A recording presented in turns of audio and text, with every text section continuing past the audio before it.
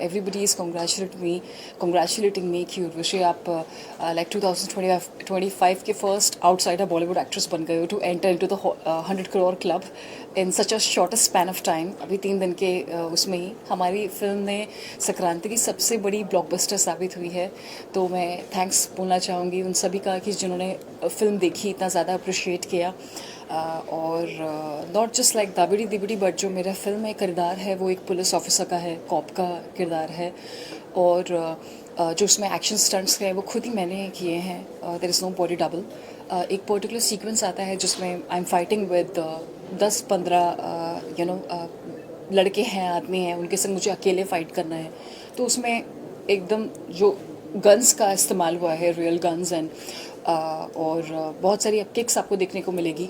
तो एकदम action oriented role तो है ही, साथ साथ everybody is appreciating the Telugu dialogue delivery, एक ऑन स्क्रीन प्रेजेंस. और शुरुआत से मैंने खुद को अपने आप को ये प्रॉमिस किया था कि वर्सेटैलिटी में शुरुआत से ध्यान देना है. Beat with the range of characters जो मैं करना चाहती हूँ और मैं कर पा रही हूँ कि मुझे हमेशा से ही अलग अलग तरह के किरदार निभाने हैं, एक जैसा नहीं करना है. और आई एम रियली वेरी हैप्पी कि सभी लोग एक्टिंग स्किल्स और ऑन स्क्रीन जो एक प्रेजेंस करके जो लाइक 70 mm में बहुत ज़्यादा अप्रिशिएट कर रहे हैं. एंड इतने बड़े सुपरस्टार हैं लेजेंडरी बालाकृष्ण गारू, तो उनके इतने ज़्यादा फैंस हैं. वो तो गॉड ऑफ मास है. अब finally I can become goddess of mass. And ma'am बात करें अगर स्क्रीन प्रेजेंस के ऊपर, तो आपने स्क्रीन शेयर किया है with one of the stalwarts in the Telugu cinema, Balakrishna sir. साथ ही में Bobby Deol has been part of this movie, Diljit Salman is part of this movie. So उनके साथ काम करने का एक्सपीरियंस कैसा रहा, and sharing the screen with such a great actors. So how was your experience throughout the movie? Experience बहुत ज़्यादा शानदार रहा बिकॉज़ ये बॉबी देओल का भी तेलुगु एक्टिंग डेब्यू है, ये मेरा भी तेलुगु एक्टिंग डेब्यू है.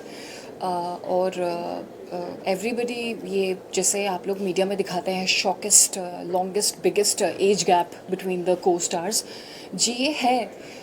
मैं मना नहीं करूँगी कि ये नहीं है, ये बिल्कुल बिगेस्ट एज गैप है of Indian cinema.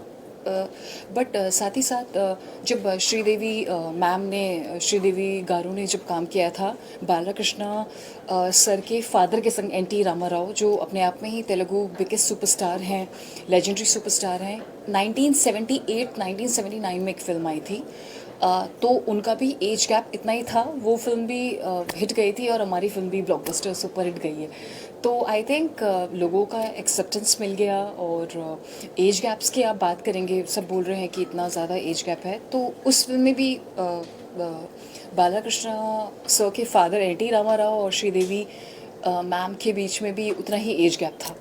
So everybody is appreciating it. और ये मेरा सौभाग्य है कि 11 महीनों के अंतर I could work with Chiranjeevi garu, Pawan Kalyan garu and Balakrishna, इन सभी के संग काम कर लिया है.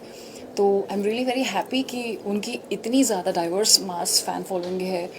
मेरी खुद की बहुत ही ज़्यादा लॉयल ग्लोबल फ़ैन बेस है, not just in India but B it in France, Paris, middle east, America.